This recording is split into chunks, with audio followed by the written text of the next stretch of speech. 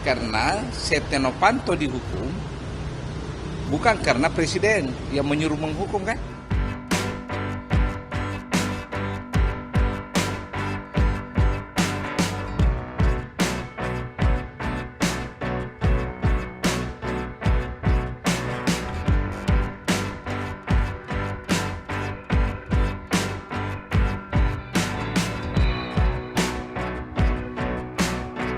Bahwa beliau pernah dipanggil dan dimarahi oleh Bapak Presiden dengan alasan meneruskan penyidikan kasus Setia Novanto.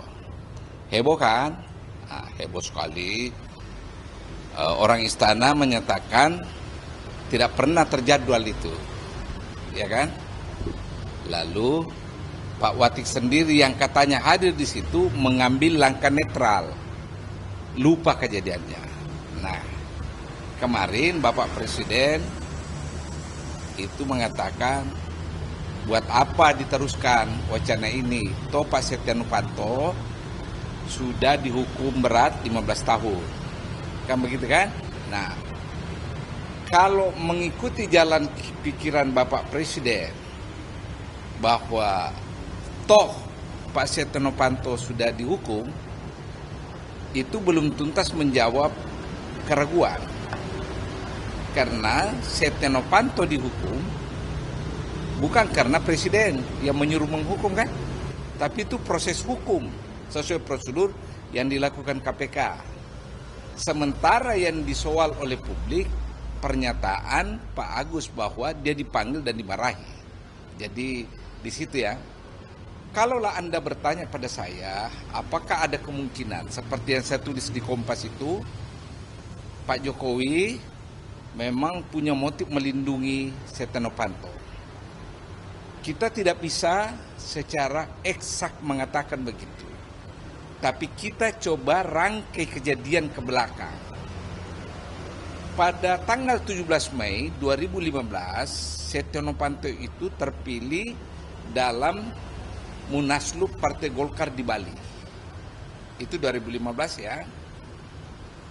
Kemudian beberapa hari setelah terpilih sebagai ketua umum, Setia Novanto langsung mengatakan Partai Golkar di bawah kepemimpinannya ya, mendukung Pak Jokowi menjadi presiden periode kedua. Nah, coba lihat ya. Itu kan Pak Jokowi baru 2 tahun menjadi presiden.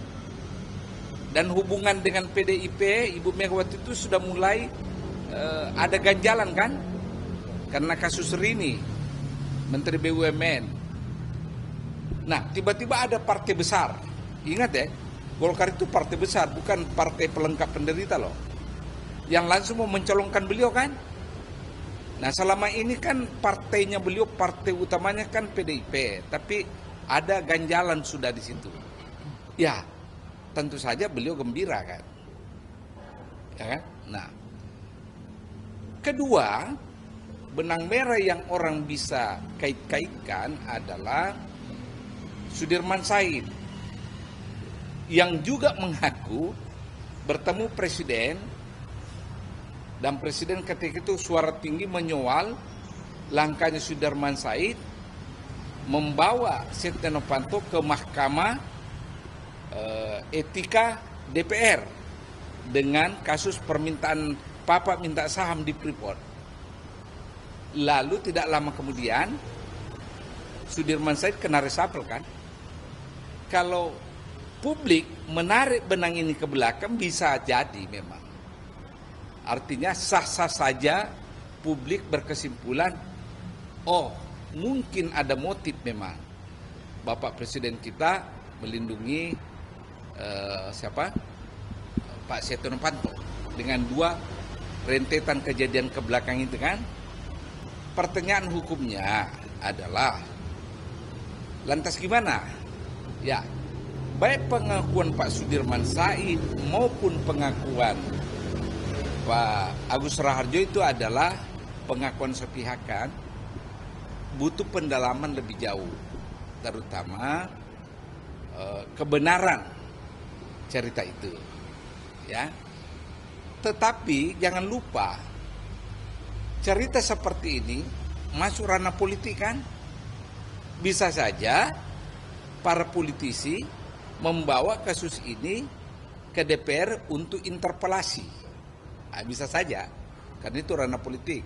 Dan itu adalah hak DPR, anggota Dewan, untuk menggunakan hak interpelasinya, hak bertanya. Nah, kalau itu terjadi, akan riuh perpolitikan kita ini. Kedua, saya ingin tekankan juga, tentu Anda bertanya ke saya, apakah ada kemungkinan Pak Sudirman Said dan Pak Agus Raharjo ya menyatakan sesuatu yang tidak benar? Kalau Anda tanya saya begitu, maka dengan mengetahui siapa Pak Sudirman Said, Pak Sudirman belum memiliki kecanggihan dan keterampilan menyatakan sesuatu yang tidak benar. Karena prinsip beliau itu adalah kejujuran. Dia tidak terlatih menyatakan sesuatu secara tidak benar. Kalau Pak Agus sama. Saya pernah bertemu dengan atasannya waktu dia di Bappenas. Ya. Dia adalah kepala biro yang menangani pengadaan, katanya sangat jujur. Dan lagian ketika dia dipanggil oleh presiden seorang diri, dia beritahu koleganya setelah itu kan, itulah Alex Marwata, itulah Saud Situmorang. Kedua orang ini sama-sama lempeng lurus, ya. Jadi saya sangat percaya. Sama dengan saya percayanya, ya, Pak Agus mengemukakan sesuatu. Lantas kemudian Anda mungkin bertanya lagi kan, apa motifnya Pak Agus melempar ini? Saya tidak melihat ada motif politik. Tidak, sama sekali tidak. Saya melihat ada kecanggihan dari seorang jurnalis yang bernama Rosi Yana Silalahi menemukan narasumber yang tepat segi momentum dan tepat sebagai tema. Dan dia mampu mencecar pertanyaan kepada Pak Agus, lantas Pak Agus memberikan jawaban. Jadi sungguh-sungguh saya tidak melihat ada motif politik di belakang pengakuan itu.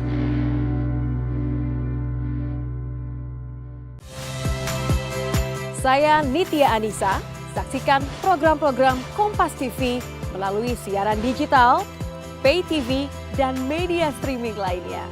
Kompas TV, independen, terpercaya.